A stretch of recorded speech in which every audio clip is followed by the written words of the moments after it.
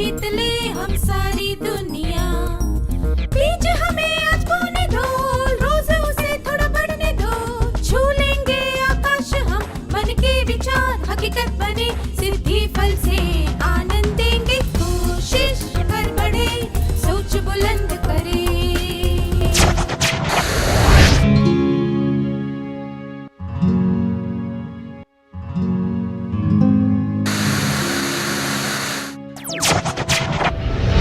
नमस्ते छात्रों, आपको देखकर खुशी हुई। आशा है आपने अपनी आंतरिक बाधाओं को पहचान कर उन्हें पार करने का प्रण ले लिया होगा और बाधाओं को पार करने के तरीकों को भी पहचान लिया होगा। संभव है कि बाधाओं को पार करने के लिए आपने पूरा प्रयास भी शुरू कर दिया होगा। ये तो बहुत अच्छी बात है। क्या हम आज के सत्र की शुरुआत एक खेल से करें? ये खेल खेलने के लिए आपको जोड़े बनाकर बैठना है। आप में से एक व्यक्ति को अपनी हथेली में एक सिक्का, रबर या शार्पनर रखकर मुट्ठी बंद करनी है। दूसरे व्यक्ति को आपके हाथ से वो चीज लेनी है। ठीक है?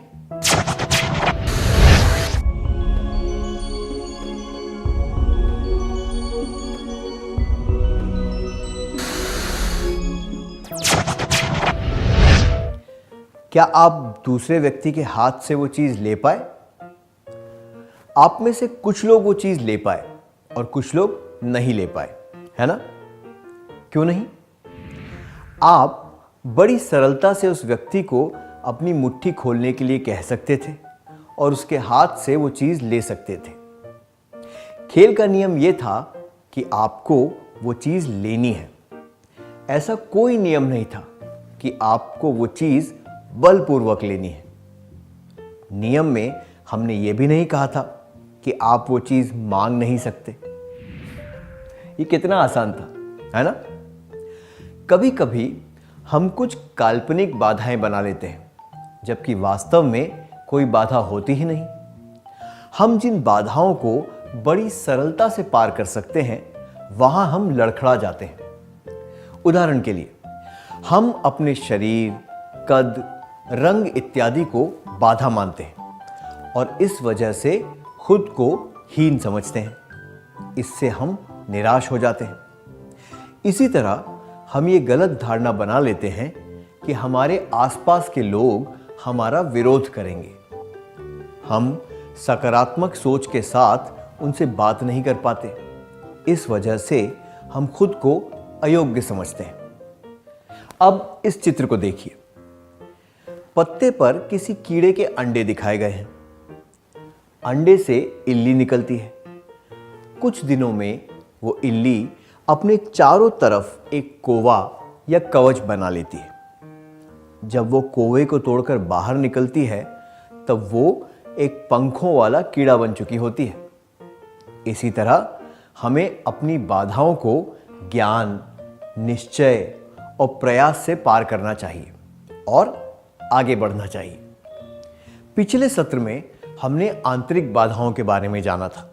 अब हम बाहरी बाधाओं पर ध्यान केंद्रित करेंगे। जीवन में कुछ बाधाएं हमारे नियंत्रण से बाहर होती हैं। उदाहरण के लिए, किसी छोटी जगह पर पैदा हुआ व्यक्ति उस बात को बाधा मान सकता है। उस व्यक्ति के लिए अपने जन्म स्थान को बदलना नामुमकिन है ना? ये बाधा आपके नियंत्रण के बाहर है। ये बाधाएं हमारे वातावरण और हमारे आसपास रहने वाले लोगों की वजह से होती हैं। हमारे वातावरण और हमारे आसपास रहने वाले लोगों की वजह से आने वाली बाधाएं हमारे नियंत्रण के बाहर होती हैं और वे बाहरी बाधाएं होती हैं। अब एक क्रियाकलाप करेंगे। आपको स्क्रीन पर बाधाओं की सूची दिखाई जाएगी। क्या आप इस सूची से बाहरी बाधाओं को पहचान सकते हैं? जीवन की कुछ बाधाएं: आलस, हमारे आसपास के लोग, मार्गदर्शन में कमी, आर्थिक परेशानियां, खुद को हीन समझना, उत्साह की कमी, भाषा, दूसरों की ईर्ष्या, योग्यता की कमी, अज्ञानता, खराब सेहत, पराजय।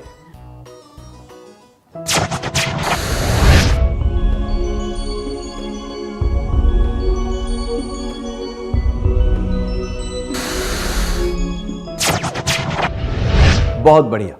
आइए सही जवाब देखते हैं। बाहरी बाधाएं, हमारा विरोध करने वाले हमारे आसपास के लोग, मार्गदर्शन की कमी, दूसरों की ईर्ष्या, पराजय, आर्थिक परेशानियां। अब हम सीखेंगे कि इन बाधाओं को एक एक करके पार कैसे किया जा सकता है। सबसे पहले हमारे आसपास के लोगों के बारे में बात करते हैं। इंदु का भाई उसकी सब बातों का विरोध करता रहता है। अगर वो चित्र बनाती है तो वो कहता है आजकल डिजिटल फोटो का जमाना है, चित्र बनाना बेकार काम है। अगर वो फोटोग्राफी सीखना चाहती है तो वो कहता है ये एक महंगा शौक है। क्या आप दोनों इस परिस्थिति को अभिनय द्वारा दिखा सकते हैं?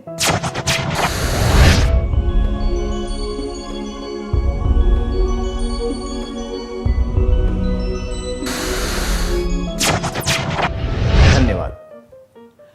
जब हमारे आसपास के लोग हमारे काम का उद्देश्य नहीं समझते तो उनके विचार, राय और कार्य हमारे लिए बाधा बन जाते हैं। ये संभव है कि जब हम उन्हें अपने विचारों और कार्यों का उद्देश्य समझाएं तो उनके द्वारा खड़ी की गई बाधाएं हट जाएंगी या फिर कम चुनौतीपूर्ण हो जाएंगी। अगर इंदु के भाई को अच्छी तरह नहीं मालूम है कि वो क्या और क्यों सीखना चाहती है तो उसे धैर्यपूर्वक अपनी बातें समझानी चाहिए।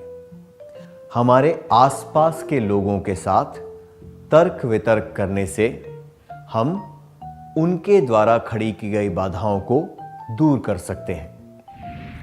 अगर स्वभाव के कारण लोग दोष ढूंढें, निंदा बदनामी करें, षड्यंत्र करें, हतोत्साहित करें, हंसी उड़ाएं, तो शुरुआत में हमें उन पर ध्यान नहीं देना चाहिए। अगर लोग ऐसा करते रहें तो हमें उनसे सीधी बात करते हुए ये कहना चाहिए कि उनका ये व्यवहार अनुचित है।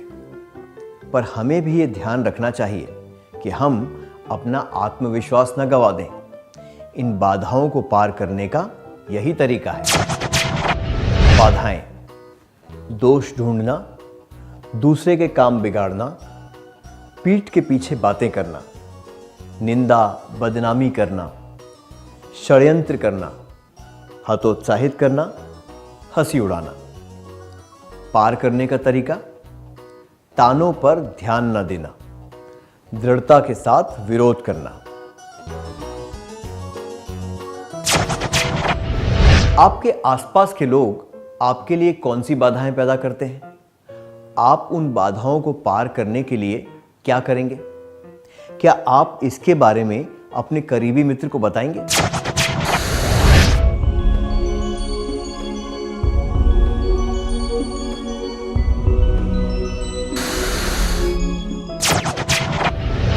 अपने मन की बात बताने के लिए धन्यवाद। अब हम मार्गदर्शन की कमी के बारे में बात करेंगे। गीता को कोई अंदाजा नहीं है कि 10वीं की परीक्षा पास करने के बाद उसे कौन सा विषय लेना चाहिए। उसके परिवार में ऐसा कोई व्यक्ति नहीं है जो उसका मार्गदर्शन कर सके। इस परिस्थिति को बदलने के लिए गीता को क्या करना चाहिए? पढ़ाई छोड़ देनी चाहिए?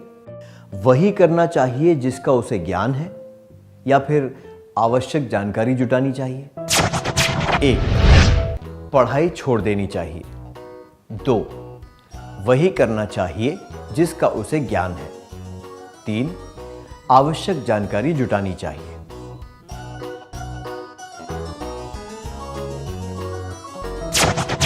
गीता को इस बारे में चिंता नहीं करनी चाहिए कि उसके परिवार में उसका मार्गदर्शन करने वाला कोई नहीं है। उसे अपनी पढ़ाई भी नहीं छोड़नी चाहिए। उसे आवश्यक जानकारी जुटानी चाहिए। इस जानकारी से उसे मार्गदर्शन मिलेगा। उसे किसी व्यक्ति के मार्गदर्शन पर निर्भर होने की आवश्यकता नहीं है। उसे किताबों, अंतर्जाल और अन्य कई स्रोत से जानकारी मिल सकती है। वो मार्गदर्शन की कमी वाली बाधा को किताबों से, बड़ों से बात करके और अंतर्जाल की मदद से पार कर सकती है। हमें मार्गदर्शन की कमी वाली बाधा को किताबों से, बड़ों से बात करके और अंतर्जाल की मदद से पार करना चाहिए।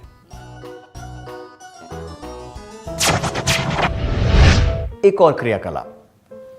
जब गीता ने अपनी शिक्षिका से विषय चुनने के बारे में बात की, उसकी शिक्षिका ने उसे विषयों और व्यवसाय से जुड़े विकल्पों के बारे में बताया। क्या आप दोनों इस परिस्थिति को अभिनय के द्वारा दर्शा सकते हैं?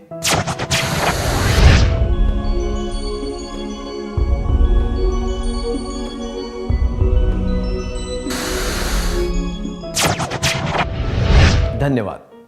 अब हम दूसरों की ईर्ष्या के बारे में बात करेंगे। मुकेश एक अच्छा छात्र है और आमतौर पर कक्षा के सबसे होशियार विद्यार्थियों में उसे गिना जाता है। उसके दोस्त माधव को उससे ईर्ष्या होती है और वो उसे ताने मारता रहता है। मुकेश इस बात से बहुत परेशान रहता है। इस वजह से मुकेश की पढ़ाई पर भी असर पड़ने लगा है। अगर आप मुकेश के अच्छे दोस्त होते तो आप उसे क्या कहते? क्या आप दोनों इस दृश्य का अभिनय करके दिखा सकते हैं?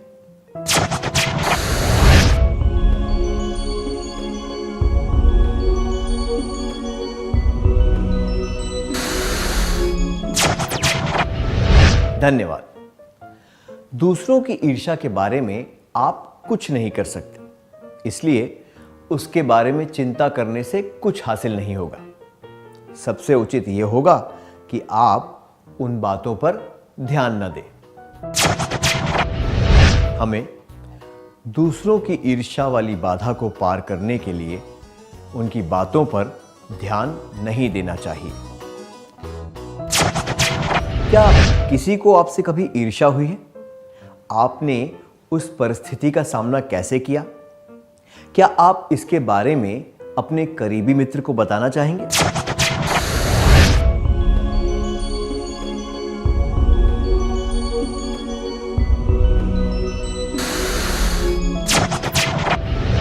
अपने मन की बात करने के लिए धन्यवाद। आइए, अब सत्र के सार संक्षेप का समय है।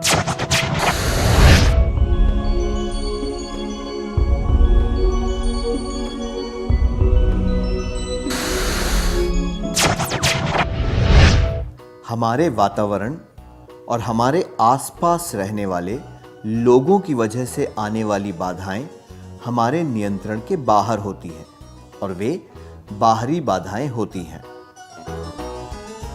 हमारे आसपास के लोगों के काम, उनके विचार, उनकी ईर्ष्या, मार्गदर्शन की कमी, पराजय और आर्थिक परेशानियां कुछ बाहरी बाधाएं हैं। हमारे आसपास के लोगों के साथ तर्क वितर्क करने से हम उनके द्वारा खड़ी की गई बाधाओं को दूर कर सकते हैं। मार्गदर्शन की कमी वाली बाधा को किताबों से, बड़ों से बात करके और अंतर्जाल की मदद से पार करना चाहिए। दूसरों की ईर्ष्या वाली बाधा को पार करने के लिए उनकी बातों पर ध्यान नहीं देना चाहिए। इतनी अच्छी तरह सार संक्षेप करने के लिए धन्यवाद। क्या अब हम थोड़ा गृह कार्य लिख लें ताकि ये बातें हमें अच्छी तरह याद रहें?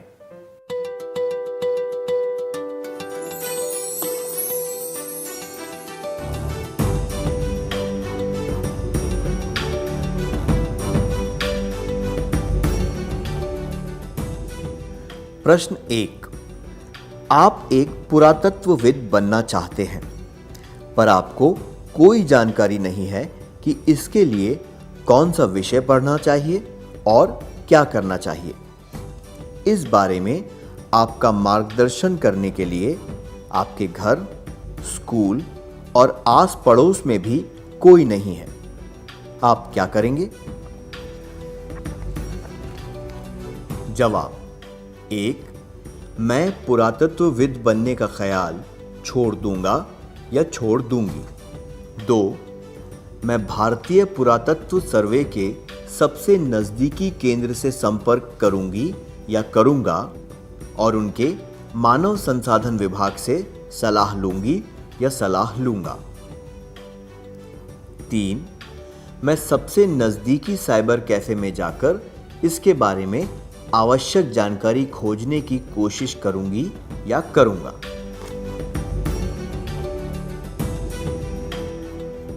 प्रश्न 2. जयंत को आपकी तरक्की से ईर्ष्या है और वो आपके बारे में झूठी अफवाहें फैलाता रहता है। शुरुआत में आप उसकी बातों पर ध्यान नहीं देते। बाद में आप उससे मिलकर उसे अपनी चिंता के बारे में बताते हैं। पर जयंत झूठी अफवाहें फैलाना बंद नहीं करता। आप क्या करेंगे? जवाब: 1. मैं उससे झगड़ा करूंगा या झगड़ा करूंगी। 2. बदला लेने के लिए मैं भी उसके बारे में अफवाहें फैलाना शुरू कर दूंगी या कर दूंगा। 3. मैं उसकी बातों पर ध्यान नहीं दूंगी और अपने काम में मन लगाऊंगा या मन लगाऊंगी।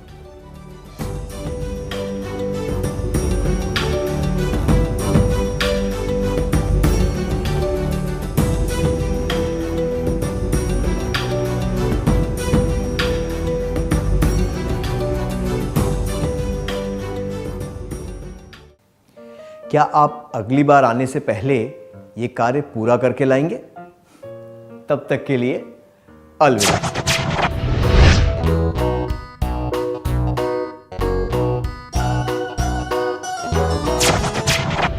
नमस्ते छात्रों, क्या अब हम गृह कार्य के जवाबों के बारे में चर्चा करें?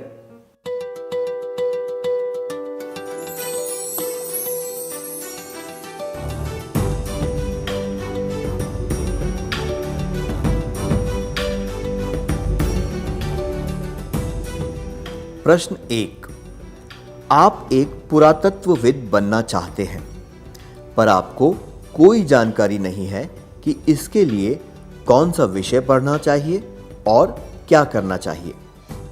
इस बारे में आपका मार्गदर्शन करने के लिए आपके घर, स्कूल और आस पड़ोस में भी कोई नहीं है। आप क्या करेंगे? यह जवाब कि मैं पुरातत्वविद बनने का ख्याल छोड़ दूंगा या छोड़ दूंगी अनुचित है, क्योंकि ये दर्शाता है कि आप मार्गदर्शन की कमी वाली बाधा को पार करने के लिए कुछ नहीं करना चाहते। जबकि ये दोनों जवाब कि मैं भारतीय पुरातत्व सर्वे के सबसे नज़दीकी केंद्र से संपर्क करूंगी या करूंगा और उनके मानव संसाधन विभाग से सलाह लूंगी या लूंगा, और ये जवाब कि मैं सबसे नज़दीकी साइबर कैफ़े में जाकर इसके बारे में आवश्यक जानकारी खोजने की कोशिश करूंगी या करूंगा उचित है। इनमें बाधा को पार करने के लिए कोई हल ढूंढने की कोशिश की गई है। जानकारी इकट्ठा करके आप इस बाधा को पार करने का प्रयास करना चाहते हैं, जो कि उचित है। आपने कौन सा उत्तर चुना?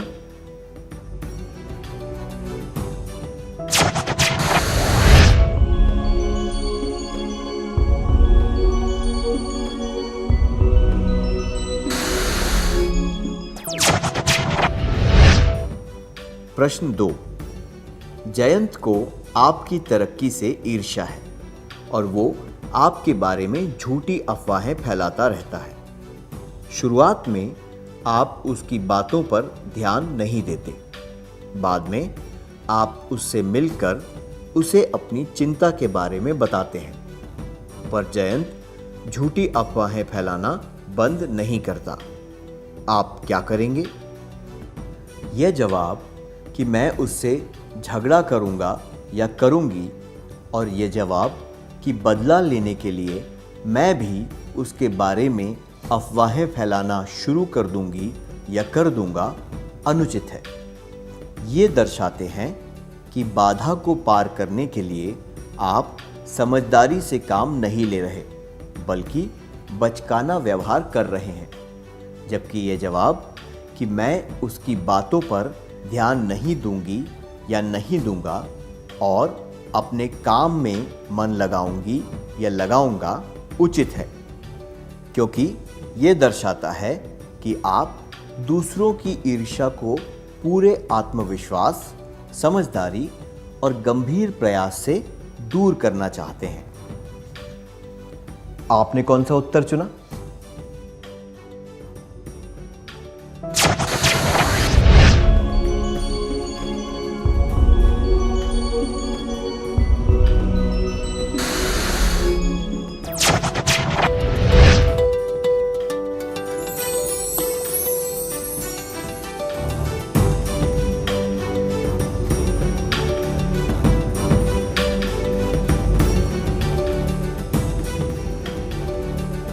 जिन विद्यार्थियों के जवाब सही थे उन्हें बधाई हो। क्या अब हम अगला सत्र शुरू करें?